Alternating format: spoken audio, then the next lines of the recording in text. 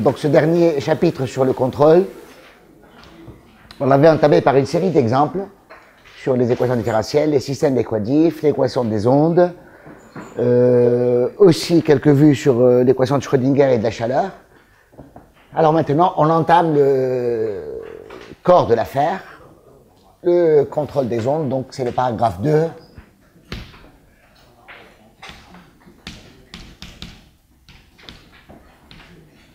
Et on va être plus précis. Donc, cadre général.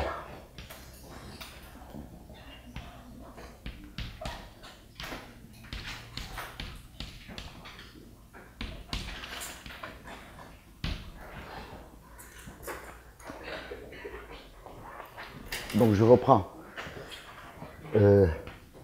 notre ouvert oméga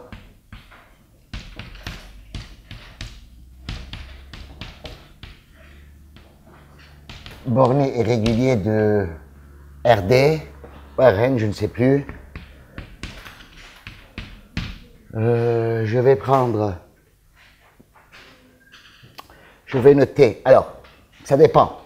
Quelquefois, je noterai par les lettres E et E-1, et quelquefois, je noterai directement les espaces comme on les connaît.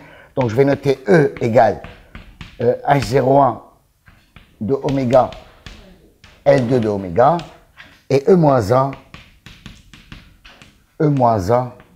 en fait, c'est quasiment l'espace dual, c'est L2, H-1 de oméga.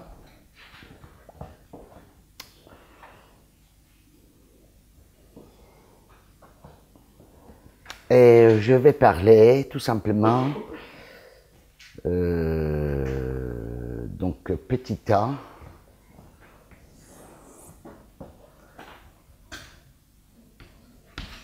contrôle interne. Je vais définir au fur et à mesure les objets. Alors cette fois-ci, je prends petit oméga, un sous-ensemble ouvert de oméga.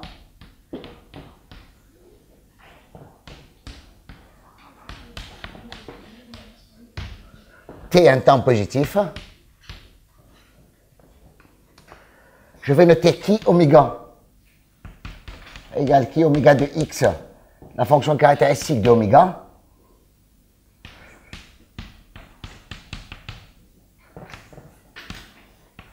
C'est pas très malin, mais c'est ce qu'on va prendre pour commencer. Hein. Caractéristique.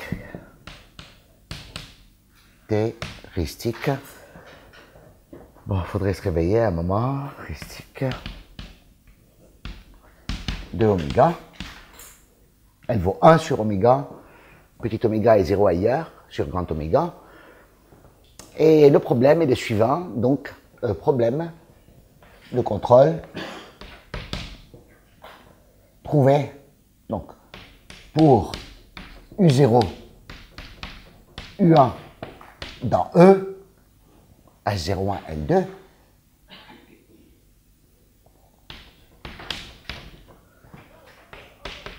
trouver f égale f de t de x comme source dans L2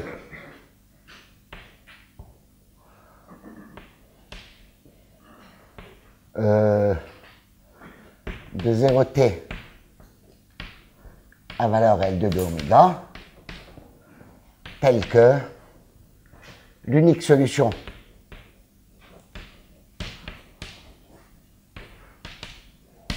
du système box U égale qui oméga f sur 0t croix oméga U sur le bord égale 0 et U de 0 dti de 0 égale U0 U1. Donc trouver f telle que l'unique solution de ce système-là, vérifier.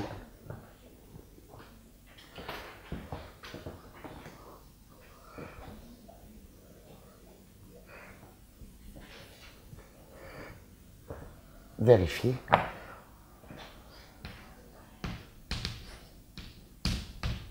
U de t, U point de t, dt U de t égale 0. Ça veut dire qu'on veut amener la solution des ondes. Donc le box, on s'en souvient les enfants, hein, on n'a pas oublié ça en 2 semaines. Voilà, c'est dt carré moins Laplacien. Le Laplacien, je vais en parler par la suite. Ça peut être un Laplacien plat, ça veut dire c'est vraiment la somme de dxj carré, comme ça peut être un Laplacien à coefficient variable, ne dépendant que de la variable d'espace. Pour le moment, je vais demander ça. Hein. Ne dépendant que de x.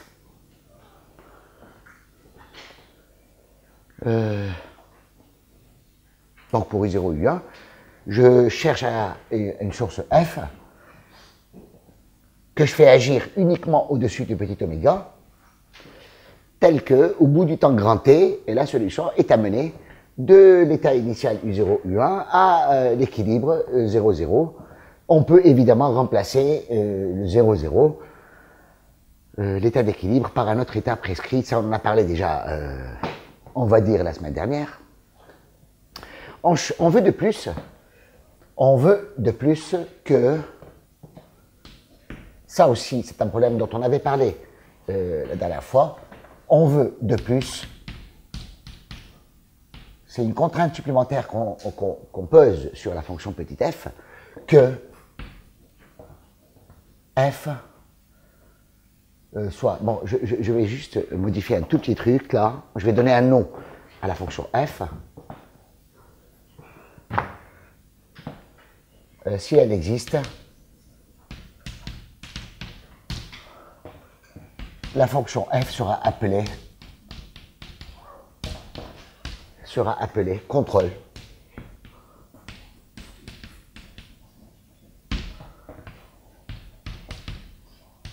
Ou vecteur contrôle, parce que ça peut être en dimension plus grande que 1, ou vecteur contrôle associé à la donnée U0, U1.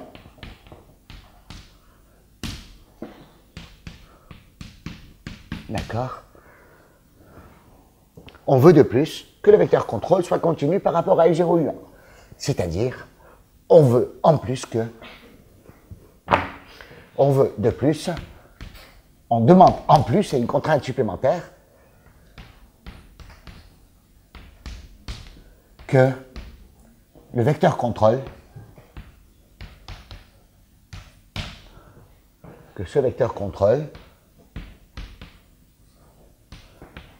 soit continu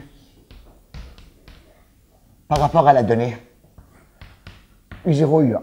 Donc le vecteur contrôle, il vit dans l'espace comment on appelle ça, des sources associées à l'espace d'énergie E, nous sommes d'accord. Quand l'espace des données, c'est E, H01, L2, les sources naturelles habitent dans L2, en Tx. Il y a une topologie sur E.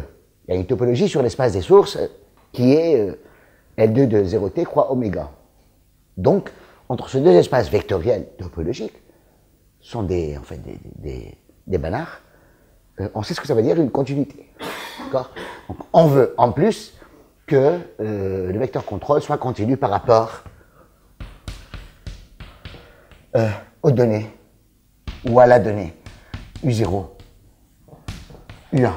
C'est-à-dire, finalement, il existe un C positif tel que f en norme L2 de 0t croix oméga soit plus petit qu'une constante, quoi donc, U0, U1, dans l'espace, ici c'est E, c'est-à-dire H01, L2. D'accord? On peut baisser le problème du contrôle d'un cran. D'accord? On peut chercher à contrôler dans L2 H-1. Quelqu'un à la source, vous allez chercher un cran plus bas, dans H-1. Donc il y a une espèce de shift qui peut se passer sur la régularité. Bien. Alors, le vocabulaire associé à ça, il est très simple. Lorsqu'on arrive à réaliser ce programme, on dira que le couple, donc petit oméga, virgule t, petit oméga, c'est le...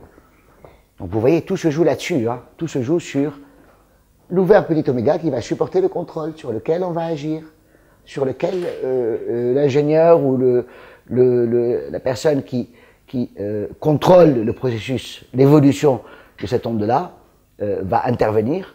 Donc tout se joue sur le couple petit oméga et grand T. Et on a vu que sur les exemples, notamment sur le premier, sur les quadifs, que lorsque petit oméga est disposé d'une certaine façon, lorsque grand T n'est pas assez grand, la solution, on ne donne pas le temps à la source d'agir, on ne donne pas le temps à la solution de vivre assez longtemps pour voir la source, eh bien il ne se passe rien du tout, il n'y a pas de contrôle. Donc du coup, le rôle du couple petit oméga, grand T, par rapport à grand oméga est important.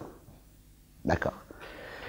Si ce programme est réalisé, on dira simplement, donc si ce contrôle est réalisé, on dira simplement que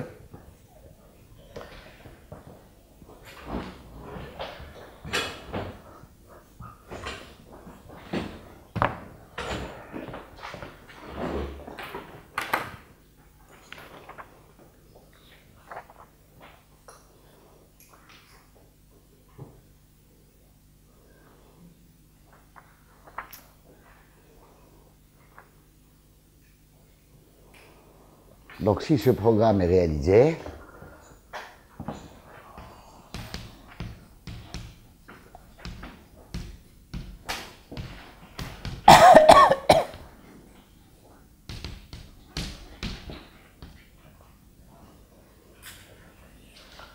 on dira qu'on a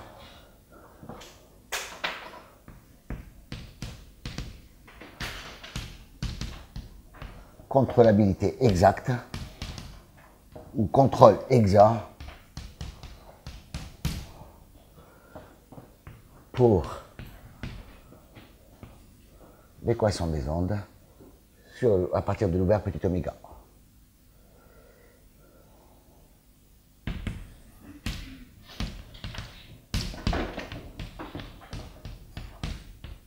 À partir sur grand oméga,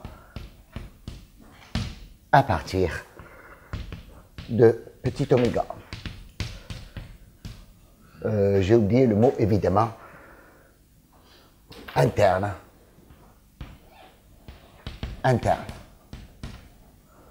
Interne, parce que simplement ça se fait sur un ouvert intérieur à oméga. Très bien.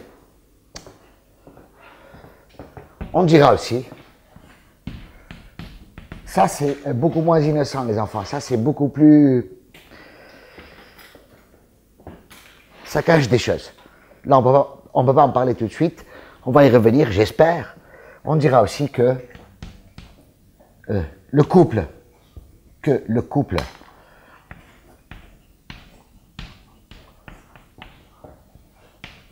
oméga T contrôle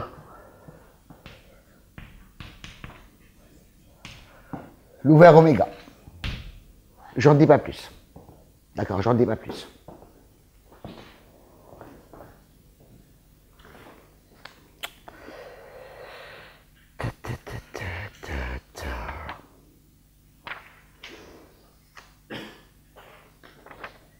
Bien. Alors, on commence à faire un petit peu le tri dans cette feuille de définition, d'appellation. Un premier résultat. Il y a une brosse. Ben voilà. Premier résultat qui est important, hein, qui est capital. C'est une condition nécessaire et suffisante. Pour le moment, c'est du, comment on appelle ça, c'est de la littérature. Pour le moment, je définis des trucs. Si je sais faire ça, si je trouve f tel que ceci se réalise, on part de U0, U1, on arrive à 0, 0, en agissant uniquement sur petit oméga, et que si en plus f est continu par rapport donc aux données initiales que je veux contrôler, que je cherche à contrôler, alors ok, je suis content, et je dis que dans ce cas, je suis capable de contrôler l'équation des ondes sur l'ouvert grand oméga, à partir de petit oméga, au bout du temps t, c'est très bien, et en plus, petit f est continu, ok. Pour le moment, c'est, disons, essentiellement des définitions. Alors, il faut quand même passer, à un moment ou à un autre, il faut passer une épreuve de vérité. Il faut ramener ça quand même à des maths, je dirais, concrètes. Premier théorème.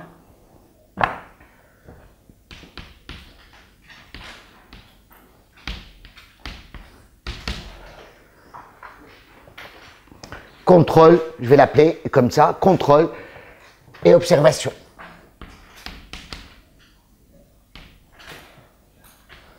Et observation, je pourrais mettre l'espèce de slash que vous mettez, contrôle, contre, versus observation. Observation. Alors.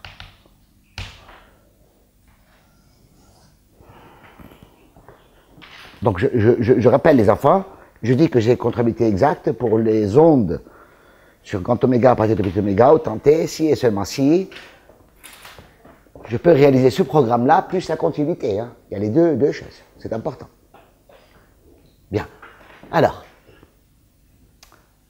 dans le cadre précédent, dans ce contexte-là, avec toutes les notations que j'ai posées sur la table,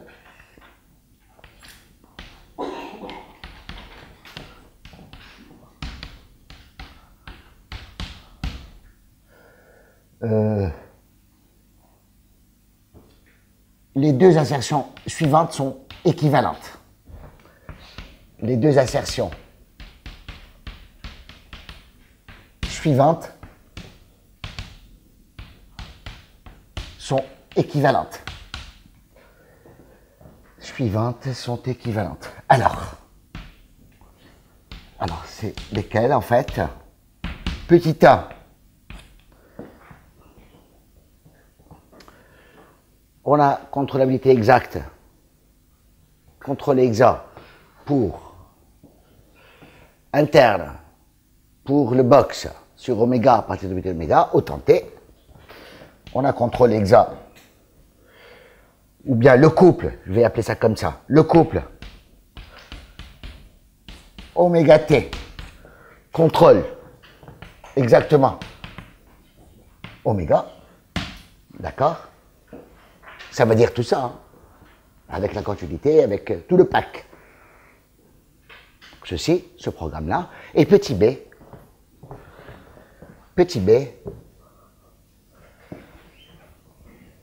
il existe une constante, C, telle que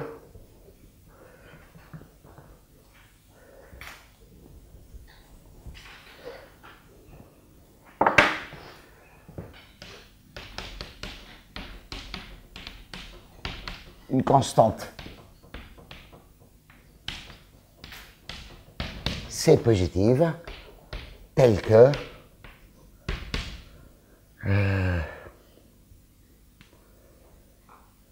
toute solution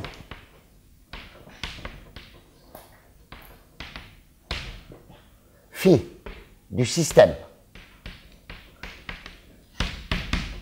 je vais l'écrire proprement, du système, donc box phi égale 0 sur 0t croix oméga, c'est vraiment l'équation des ondes homogènes, hein. Il ne se passe rien du tout. Box phi égale 0, phi nul au bord, et phi 0 phi 1 dans un espace d'énergie qui sera le dual de E. Donc box phi égale 0, phi sur le bord égale 0, et puis phi de 0, dt phi de 0 égale 0, égale phi 0 phi 1 appartient à E-1, c'est-à-dire L2H-1, d'accord? Donc, toute solution de ce système-là, il existe une constante C, telle que toute solution de ce système vérifie tout simplement l'énergie initiale est plus petite que la norme L2 de phi sur le petit cylindre oméga, petit oméga croix 0t. Donc, vérifie. Je me suis assez mal pris là, hein. J'aurais dû gagner de la place en haut. Il existe une constante telle que toute solution phi du système, box phi, ceci, cela, vérifie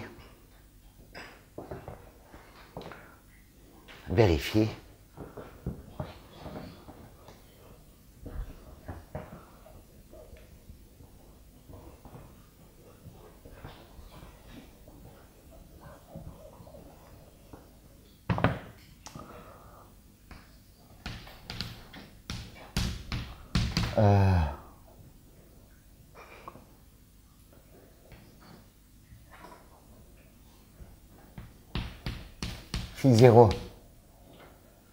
dans L2 au carré plus phi 1 dans h-1 carré, c'est l'énergie initiale, plus petite qu'une constante, l'intégrale de 0 à t, l'intégrale sur oméga de phi 2 dx dt. Je vais appeler ceci OBS. C'est l'inégalité d'observation. D'accord? C'est pas évident. C'est un truc qui n'est pas, a priori, qui n'est pas très intuitif. Parce que vous savez, les enfants, si ceci est vrai, si cette inégalité est vraie, ça vous dit quoi? Ça vous dit que vous prenez une équation d'onde dans L2H-1 et vous regardez l'onde. Si jamais vous réalisez que, vous constatez qu'elle est nulle sur petit oméga pendant tout le temps t, et si l'observation est vérifiée, si jamais l'onde est nulle sur le petit sous-cylindre oméga croix 0t, ben elle est nulle partout, parce que la donnée initiale est alors nulle. Je vais faire un dessin. Donc ça, c'est votre ouvert de travail. Fais ça comme ça, fais ça comme ça. Donc ça, c'est oméga. Vous prenez un petit oméga qui est ici.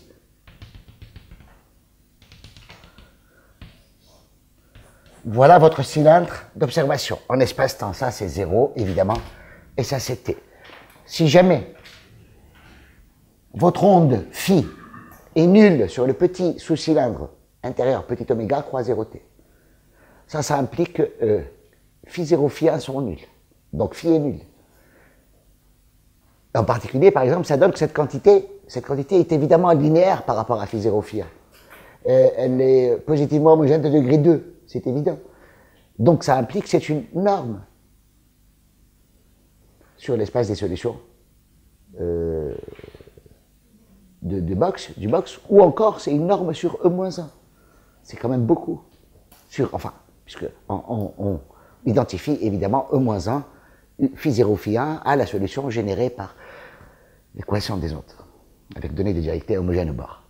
Donc du coup, ça veut dire beaucoup. C'est une estimation qui veut dire beaucoup de choses, qui contient pas mal de données cachées, mais en particulier celle-là. Si on constate que phi est nulle sur le petit cylindre, petit oméga croix 0t, alors elle sera nulle partout. Ça veut dire que simplement, je suis en train d'expliquer que ça ne sera pas toujours évident, ça ne sera pas toujours possible, ça ne sera pas toujours immédiat d'établir des choses comme ça.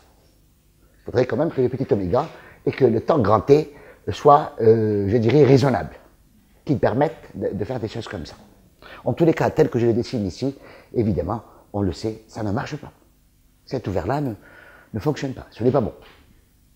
Vous prenez un cylindre, vous prenez un sous-cylindre comme ça, planté au milieu, là, vous n'avez aucune chance.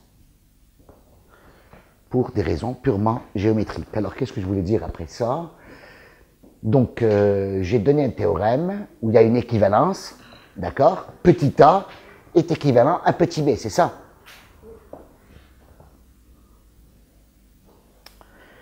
Petit a est équivalent à petit b, ça veut dire qu'il faut montrer que ceci implique b et b implique a. Je commence par le plus simple, c'est lequel déjà? À mon avis, c'est a implique b.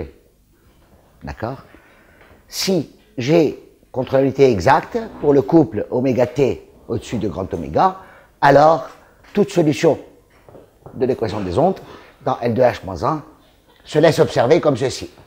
D'accord? Je peux effacer le second tableau là?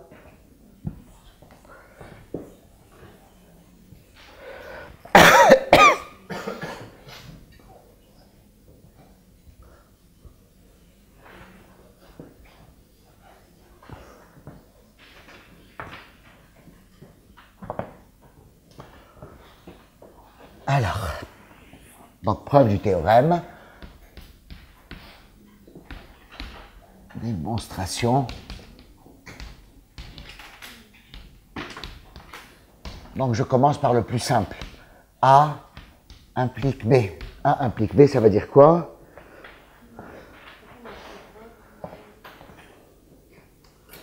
Le B que j'ai effacé, je ne sais pas du tout.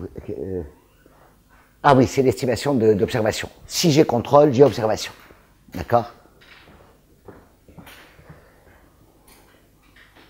Bien. Dans ce point, dans cette preuve-là précise, dans pas mal de passages sur la théorie du contrôle pour les ondes, il y a une inégalité, une identité que je vais appeler, si vous voulez, mais vraiment, hein, l'identité magique. C'est la clé de la plupart des théorèmes de contrôle. D'accord? Lemme,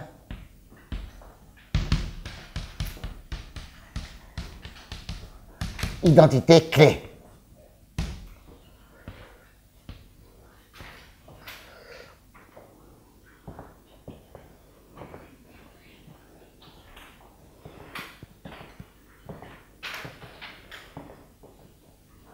Regardez, je prends phi, 0 phi 1 dans L2H-1. Je prends, je vais dire ça comme ça, par exemple, U0, U1 dans H01, L2. Je prends l'équation des ondes associées, l'onde associée aux données initiales phi 0, phi 1, solution de l'équation homogène, donc celle-là. Et aussi la solution de l'équation homogène associée aux données U0, U1. Donc box phi égale 0. Box U égale, donc je prends la solution contrôlée, qui oméga, c'est ça? F U0, U1, donc ici, avec la donnée phi 0, phi 1, je vais mieux écrire parce que sinon on n'a aucune chance de le voir. Donnée initiale phi 0, phi 1.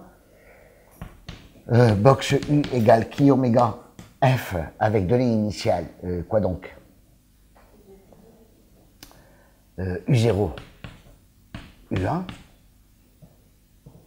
Je sais qu'à l'instant grand T, c'est nul, ça. Hein? C'est pas ça que je vais regarder. Je vais l'utiliser tout simplement. Alors, je vais effacer. Il y a un moment où... C'est là. Et qu'est-ce que je fais? Tout simplement, je sais que ce contrôle existe. Hein? Je sais qu'il existe, qu'il m'amène la solution de U0, U1 à 0, 0, et surtout qu'il est continu par rapport à U0, U1. Très bien. Alors,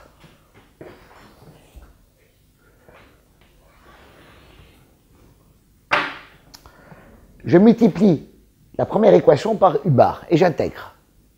On peut le faire à froid ou on peut le faire modulo, la manip que vous connaissez, par régularisation, d'accord?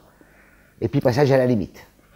Donc, on multiplie par U bar et on intègre, ça veut dire box phi U bar, l'intégrale sur 0t, l'intégrale sur oméga dx dt égale,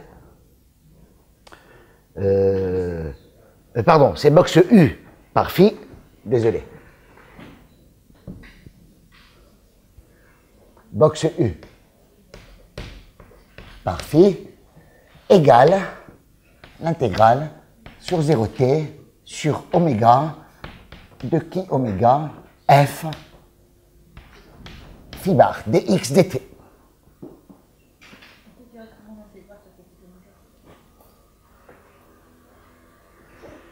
Kiff, c'est pareil. Mais je vais utiliser ça, tu vois. C'est ça qui... Alors, qu'est-ce qui va se passer? Je prends le premier terme. Alors, évidemment, le terme en laplacien, il passe directement sur phi bar. C'est ça? C'est la formule de Green. Vous avez du laplacien ici. Hein? Regardez, vous avez un terme comme ça. Moins laplacien, U, phi bar dx dt. Donc ceci va se faire comme ça. Et évidemment, par la formule de Green, puisque U et phi sont toutes les deux nulles au bord. Donc ça, c'est exactement l'intégrale sur 0t, sur oméga, moins par moins. Donc, Laplacien, excusez-moi, U, Laplacien, phi bar, dx, dt. Donc ça ne mange pas de pain. Ça, il n'y a pas de problème. C'est du moins. il est là. Et donc, je m'occupe du terme, c'est ça qui va nous faire ressortir justement quantité qu'on va utiliser.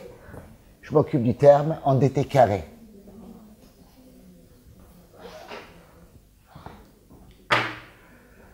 Donc dt carré u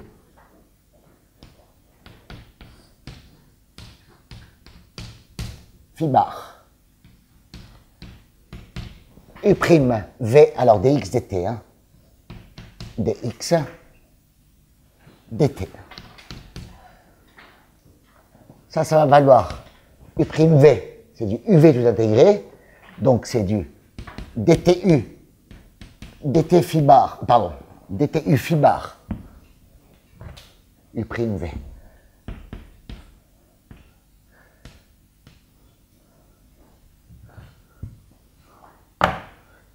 L'intégrale sur oméga dx à trouver entre 0 et t, u prime v moins uv prime, c'est-à-dire moins l'intégrale sur 0t, l'intégrale sur oméga de dtu, dt phi bar, dx dt. D'accord? Ça va me valoir. Donc la même chose. L'intégrale sur oméga de dtu phi bar dx, c'est une intégrale en espace seulement, hein, dépendant du paramètre t, à trouver entre 0 et t. Et puis là, je continue, u prime v, c'est du uv tout intégré, donc moins uv tout intégré, ça veut dire c'est l'intégrale sur u dt phi bar, à trouver, dx bien sûr, à trouver entre 0 et t. Donc u prime v c'est uv, moins uv prime. Donc moins par moins plus. J'efface ceci pour avoir de la place. Je suis toujours dans la preuve de A implique B. Je n'oublie pas que U c'est la solution contrôlée, donc elle va de U0, U1 à 0, 0. Très bien, donc je continue, l'intégration va partir. Je fais ça un petit peu à la louche, mais c'est parfaitement propre. Hein. Vous pouvez passer par régularisation, ça ne change absolument rien. Donc U' V, c'est UV moins JV', c'est-à-dire plus l'intégrale de 0 à t, l'intégrale de 0 sur oméga de U dt carré phi bar dx dt. Alors les enfants, en sommant tout cela, j'obtiens U moins U Laplacien phi bar plus U dt carré phi bar, ça donne 0. Donc du coup, cette intégrale-là, elle vaut exactement, évidemment l'intégrale qui est ici, c'est voilà, c'est celle de. Du coup, j'obtiens exactement ce terme-là, le terme de bord, ce terme de bord égal. Donc le terme de bord qui est ici, c'est qui en fait? dtu au point t. C'est un élément de L2. Hein. L2 de t virgule, je vais écrire et effacer. dtu au point t virgule point, ça c'est dans L2 en x, bien entendu, de oméga. Hein. Mais ça vaut 0, parce que U est la solution contrôlée. Pareil, U au temps grand T, c'est dans H01 de oméga. Et c'est 0 aussi. Parce que U est la solution contrôlée. Donc ça vaut 0. Ceci vaut 0 au temps grand T. Ceci vaut 0 au temps grand T. Donc ils vont absorber le phi bar, le dt phi bar. Donc il va me rester sur les bras uniquement la valeur en 0. La valeur en 0, c'est qui? Je vais la calculer, tout simplement. La valeur en 0, je vais la calculer. Donc, je commence ici. Moins par moins plus.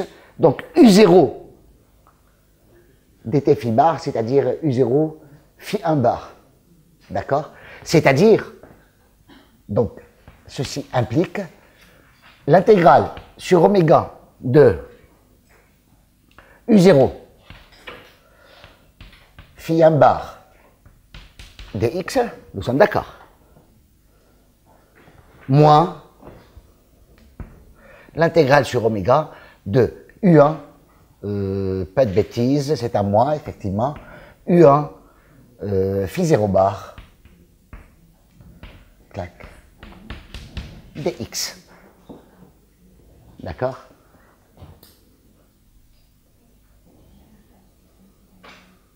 Et ça vaut quoi? Ça vaut l'intégrale sur 0t sur oméga de qui oméga f phi bar dx dt. D'accord? Le qui oméga, f ne joue aucun rôle. Tu peux mettre une fonction g, tu dis que c'est le contrôle, box u égale g, et tu as toujours à la fin, au bout du compte, tu as g contre phi bar, c'est le produit scalaire L2, hein. G contre phi bar égale ce crochet-là. C'est un crochet de dualité. Ça, c'est linéaire par rapport à U0, U1. Hein. Je vous le rappelle, les enfants. Ça, c'est linéaire par rapport à U0, U1. D'accord? Très bien.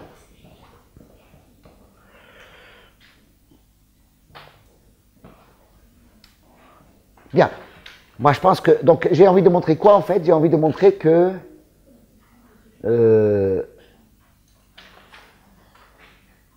on a observation pour l'équation sur phi, hein, c'est bien ça. Il existe une constante telle que ceci et cela. Très bien.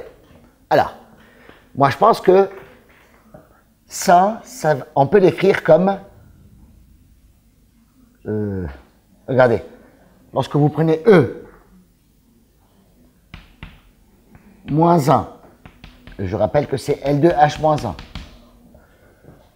vous l'envoyez dans C de la façon suivante. Phi 0, phi 1, zut. J'associe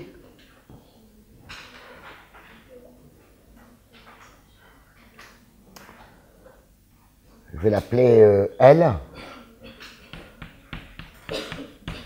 Phi 0, phi 1 égale l'intégrale qui est ici.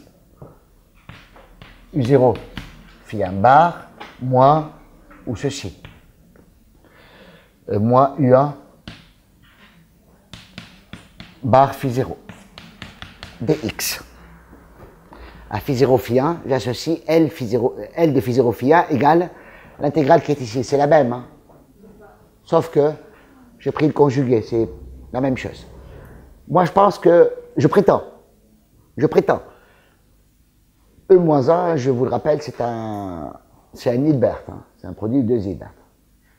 De deux Banach, en tous les cas. Bien sûr, c'est aussi un Hilbert, ça, on le sait. Les seules formes linéaires continues sur E-1 sont celles-là. Elles s'écrivent comme ça. C'est le théorème de Riesz. C'est tout simplement le produit scalaire contre un vecteur fixe. Une forme linéaire continue sur E-1, elle s'écrit forcément comme l'intégrale de phi 1 contre un certain V0 plus phi 2 contre un certain, phi 0, pardon, contre un certain vecteur. Alors, phi 0, il est dans L2, donc on va faire agir sur phi 0 un vecteur de L2, puisque le dual de L2 c'est lui-même, et il est là, qui s'appelle U1 bar ou moins U1 bar, ou ça n'a aucune importance. Et évidemment, le dual de H-1, c'est H01, et donc on fait agir sur phi 1 U0 bar. V0 dans H01. Toutes les formes linéaires sur L2 H-1, elles sont là. On peut les écrire comme ça. D'accord? Très bien. Et donc ça nous donne quoi? Ça nous donne que la norme de phi 0 phi 1, on sait très bien que sur un Banach, les enfants, ça c'est une des conséquences du théorème d'un Banach. Sur un Banach, la norme d'un vecteur, c'est le sup sur les L formes linéaires de normes plus petites que 1 de Lx. Donc, ça c'est un Banach, L2 H-1. Donc la norme L2 H-1 de L2 sur L2 H-1 et ça c'est le sup, je vais l'écrire comme ça, le sup sur U0 bar, U1 bar, donc je vais l'écrire comme ça.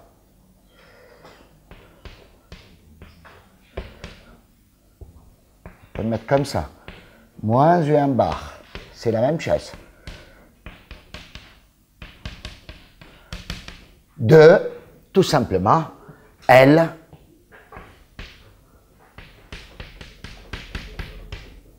phi 0 phi 1.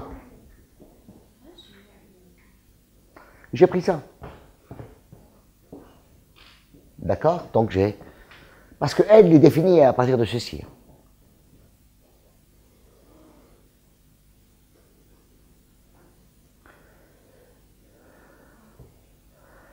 Et donc, ceci est plus petit que quoi?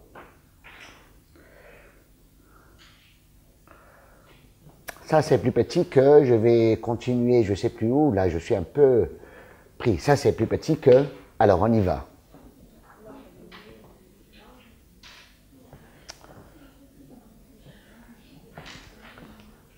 Ceci, ça, c'est L de phi 0 phi 1, c'est ça. Ça, c'est plus petit que l'intégrale. Donc, F phi, c'est ça, hein?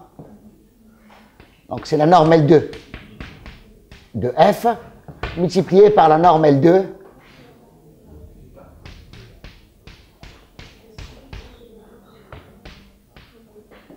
d'accord?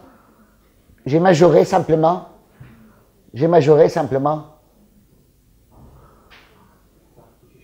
d'accord? Chaque terme comme ça est majoré par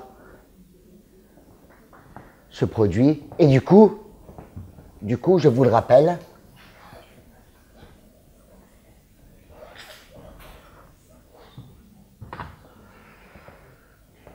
donc s'il vous plaît, ce que j'ai écrit ici, c'est ça. Hein? L phi 0 phi 1 est majoré par FL2 qui oméga phi bar L2. Donc ça, c'est plus petit que... Je n'oublie pas que la norme L2 de F, je suis dans l'hypothèse où le petit r est réalisé. Ça veut dire que j'ai contrôlé exa. Donc F est continu par rapport aux données. Donc ceci est plus petit que une constante U0, U1 dans H01 L2 multiplié par qui oméga phi bar L2. Ça vaut 1.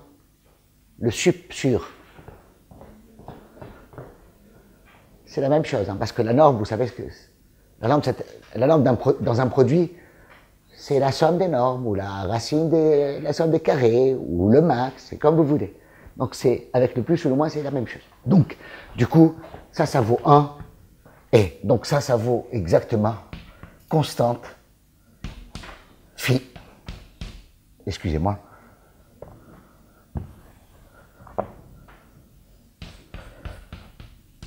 qui oméga phi L2. Du coup, alors, j'obtiens, donc le sup là-dessus, évidemment, il passe à la trappe, le sup sur U0, U1 égale 1, ça passe à la trappe. Donc, du coup, j'ai phi 0, phi moins 1 dans L2, H moins 1, qui est plus petit que constante. Cette norme-là, ça c'est exactement la norme, en passant au carré, c'est exactement la norme au carré qui est plus petite que l'intégrale sur petit oméga croisé t de phi au carré. Donc, la propriété du contrôle exa entraîne l'observation. Le contrôle exa entraîne l'observation. En utilisant simplement le seul truc, c'est évidemment l'identité de base, cette identité clé, mais surtout que sur un Banach, la norme d'un vecteur, c'est le sup sur les formes linéaires de modules de normes plus petites que 1 de Lx. C'est tout ce que j'ai fait. Tout ce que j'ai fait. J'ai identifié l'espace des formes linéaires continues sur L2H-1 à l'espace H01, L2. Toutes les formes linéaires continues sur L2H-1 sont là. Elles s'écrivent toutes comme ça. toutes comme ça. D'accord. L2 est son propre dual. Et quand vous prenez deux fonctions, l'une dans H01 et l'autre dans H-1, quand tu es dans H-1, c'est particulièrement mauvais comme fonction. C'est une dérivée au sens des primes des fonctions de L2. D'accord? Mais quand même, le produit se laisse intégrer. Se laisse intégrer comme ça, exactement.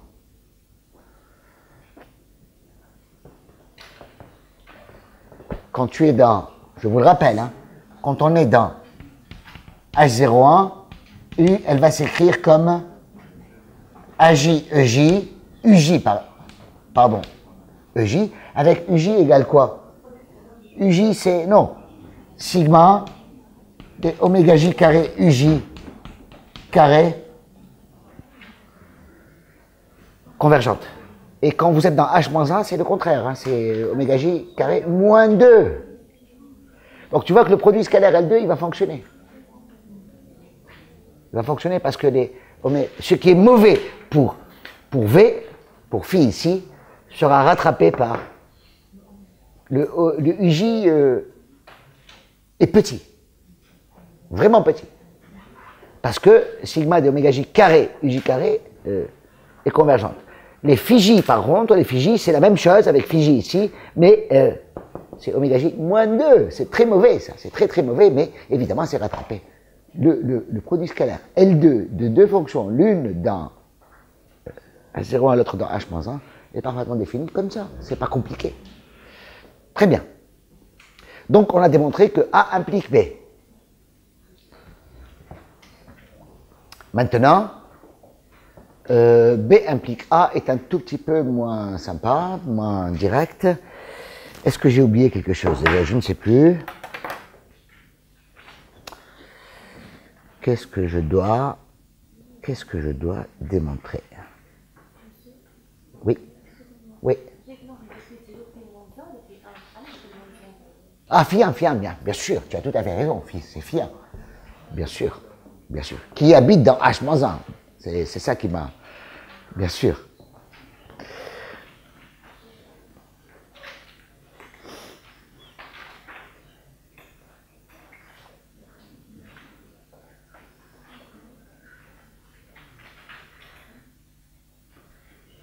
Bien, alors, sens direct maintenant, sens opposé, réciproque. Où est-ce que je peux effacer les jeunes? Ici? Très bien. Donc B implique A. Ça veut dire que si j'ai l'estimation d'observation, j'ai en même temps, j'ai alors le contrôle. Je sais trouver, je sais construire un contrôle.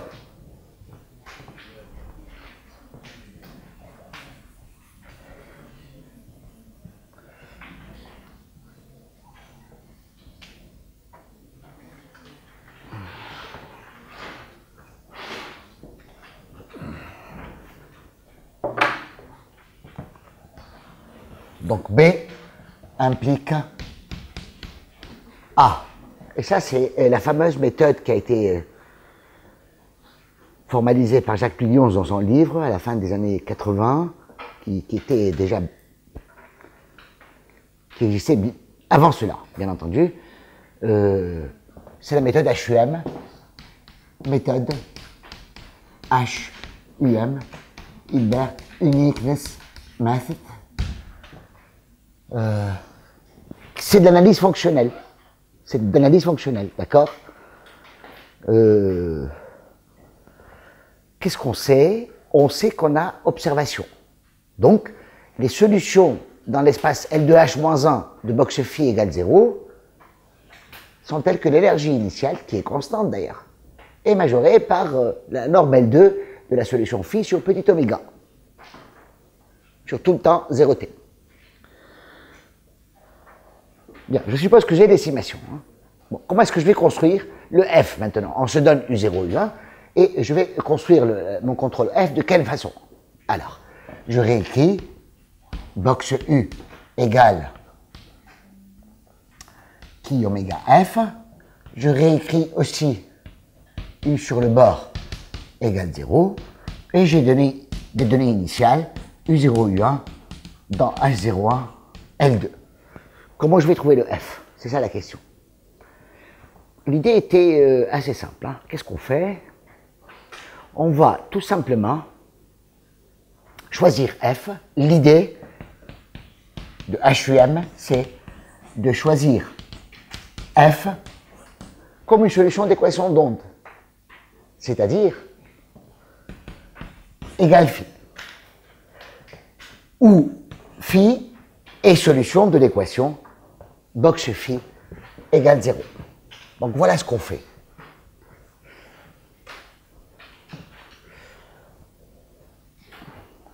Box phi,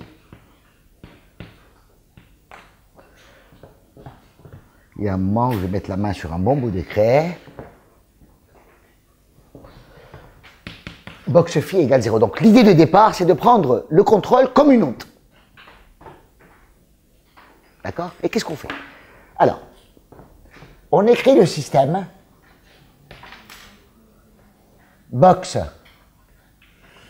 U égale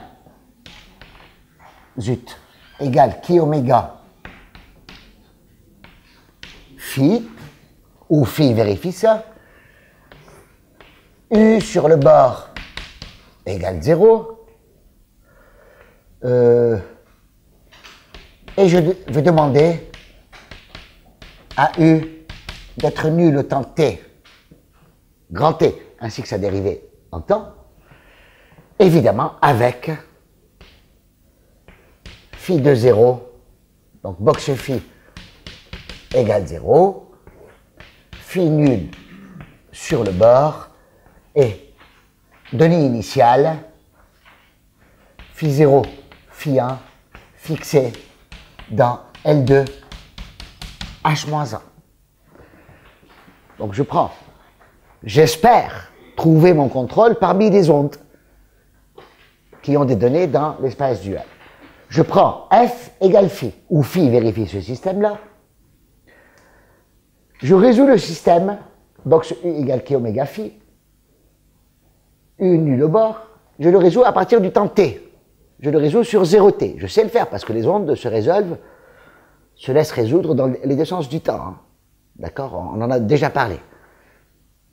Bien. Alors, le constat qu'on fait ici, il est très simple. Regardez. Vous savez que le système des ondes que j'ai écrit ici, ou celui-là, ou n'importe quel système d'ondes raisonnable, linéaire par exemple, est bien pesé. Ça veut dire que la solution est continue par rapport aux données. Donc, phi, qui habite dans l'espace continu en temps à valeur L2, c'est un temps à valeur H-1, et continue par rapport aux données phi 0, phi 1. C'est linéaire et continu. Donc ça, c'est linéaire et continu dans L2. Linéaire et continu par rapport à phi 0, phi 1. Je vais écrire les continuités. Je vais suivre à la trace. Je vais tracer les continuités. Regardez. Je pense que vous serez d'accord avec moi là-dessus.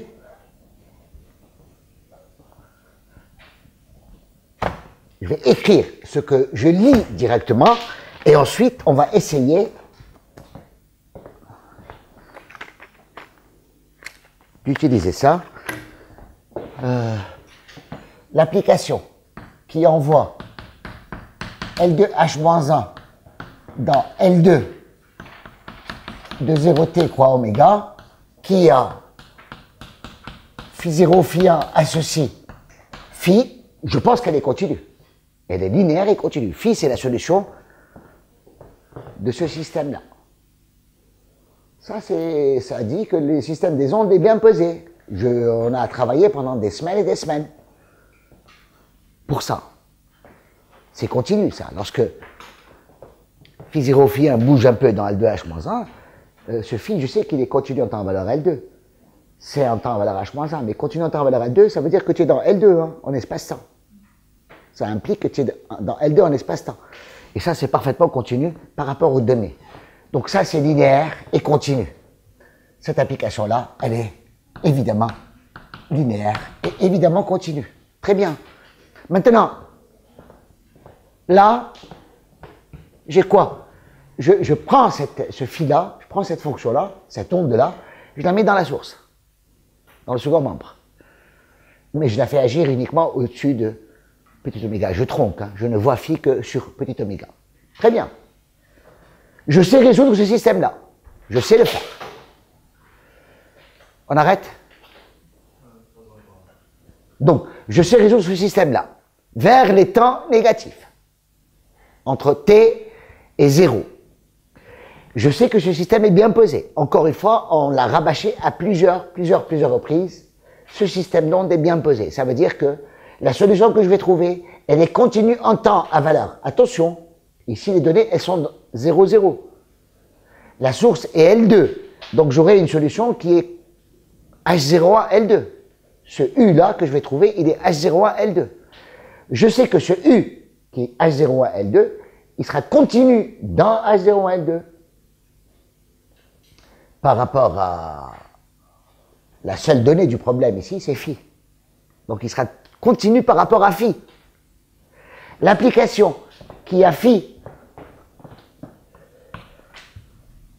qui envoie L2 de 0t croix oméga associe U, donc je vais dire H01, L2. Vous comprenez ce que je veux dire par là, les enfants, hein? H01, L2, c'est l'espace de fonction continue en temps à valeur H01, c'est en temps à valeur L2. J'identifie les données et la solution de l'équation des ondes, du système des ondes. Donc, qui a phi associe U. Oui, U de t, virgule, dtu de t. Ça, c'est aussi linéaire et continu. Ça, c'est aussi linéaire et continu. D'accord? Donc, en réalité, je prends ce système, je résous comme ça. Pour résoudre ça, j'ai juste besoin de phi 0, phi 1. Je prends phi 0, phi 1, je l'injecte ici, j'obtiens une solution phi. Je prends cette solution phi qui est dans L2, je la mets dans ce système-là, je me retrouve avec une solution U qui est continue en temps à valeur H01 et qui est C en temps à valeur L2. Donc, la donnée, le fait d'avoir injecté phi 0, phi 1, vous donne automatiquement une solution à ce système-là, qui est continue par rapport à phi 0, phi 1. Donc vous voyez, vous composez des continuités. La première application, c'est phi 0, phi 1 donne phi, linéaire et continu, 2L2H-1 dans L2 du cylindre. Vous prenez ce phi, vous le mettez dans la source, à droite, là-bas, au premier système. Vous résolvez à partir de grand T, de façon rétrograde, vers les T négatifs, et vous obtenez une solution U, qui est continue en temps à valeur H01, c'est en temps à valeur L2. Elle est là. Et cette opération est encore une fois continue, régulière, sympathique. Bien. Ça, c'est continu. Le U, il est continu en temps à valeur H01. C'est en temps à valeur L2. C'est évidemment continu par rapport à phi aussi. C'est continu par rapport à phi. Et donc, du coup, quand vous prenez U en un point, vous fixez t égale 0, par exemple, pour la solution du premier système. Lorsque vous prenez, je vais effacer ici les enfants, hein. On fixe, lorsqu'on fixe, maintenant,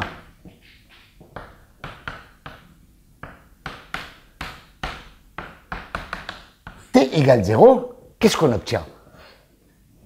Vous partez de phi 0, phi 1 dans L2H-1, vous aboutissez à phi dans L2 du cylindre, vous associez U dans continu en temps à valeur ceci, dans E, je dirais, et auquel vous associez enfin, je vais faire quoi pour gagner de l'espace? Évidemment, je m'y prends assez mal ici, je vais reprendre, donc je raccourcis un petit peu les flèches, phi 0, phi 1 donne phi, dans L2, donne U, dans E, donne U de 0, dtu de 0, puisque U est continu par rapport à phi, qui est continu par rapport à phi 0, phi 1. Donc, la trace de U et celle de dtu en t égale 0, U, c'est la solution de ce système. Hein. Ça, c'est évidemment dans E égale H01, L2. Ah ben ça, c'est continu, ça, c'est continu, ça, c'est continu, et toutes ces flèches-là sont évidemment linéaires. évidemment linéaire.